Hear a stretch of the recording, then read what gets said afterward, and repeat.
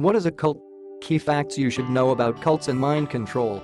A cult is any group that sets itself up as the supreme authority between God and man. Pseudo-Christian cults claim the following. 1. The Bible is seen as an insufficient guide for spiritual truth. Cult members are told to use the cult's literature for the proper understanding of God's truth. 2. Group leaders are seen as God's channel of communication to man. They equate loyalty to the group as loyalty to God. 3. They foster a we-they mentality to the world, claiming that only inside the group can one find truth and ultimate salvation, and that outside the group is Satan's world. 4. Doubt and criticism of the group or leaders are disallowed. They often claim that independent thinking is evidence of pride and is seen as questioning God and his arrangement for life. 5. Adherents dispense personal identity for the group mold and take on the personality and characteristics of the totalistic environment of the cult. There are 4 ways cults manipulate followers. 1. Behavior control. 2. Information control. 3. Thought control. 4. Emotional control. These are the 4 elements of mind control. They are taken from cult exit counselor Stephen Hesson's Bite, Behavior, Information, Thought, Emotions model found in his book entitled Releasing the Bonds, Empowering People to Think for Themselves, Freedom of Mind Press 2000. These 4 elements of mind control often manifest in highly controlling groups in the following ways. For behavior control, members are told how and where to live. Association outside the group is limited to non-existent contact with the outside world. There is a high commitment of time and/or finances.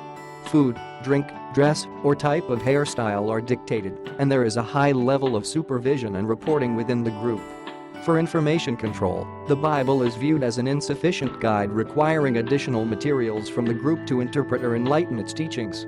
Cult leaders define the truth for members, and their interpretations of the Bible are not to be questioned. Information is withheld from the members or distorted. Sources critical of the group and non-cult sources are downplayed or disallowed altogether. For thought-controlled, cults foster a we-they mentality to the world and claim spiritual superiority over those outside the cult. Words unique to the cult are used to enforce cult ideology, and thought-stopping techniques are employed in response to criticism of the group's ideology. For emotions control, emotions are manipulated to the point of excessive happiness and/or sadness, or emotions are completely shunned to foster a stoic personality. Fear and guilt is used to manipulate behavior. The prophetic failures of the cult's leadership are blamed on the followers' supposed unworthiness, and the spiritual or physical health of a member is threatened if he or she leaves the group. If you or someone you know has been affected by cult influence, it is important that you educate yourself on the specific mind-controlling methods used by your specific group to try to manipulate your thinking or that of your loved ones through fear, guilt, and shame. Study the authority claims of your group and research their history. Once you learn the truth regarding the deception they are using to control the minds of their followers, you and your loved ones will be able to start breaking free of their mental and emotional hold as you will see them for who or what they are. The key is to study everything you can get your hands on exposing the history and doctrines of your group. Talk to experts and ex-members alike and surround yourself with a network of support from such individuals.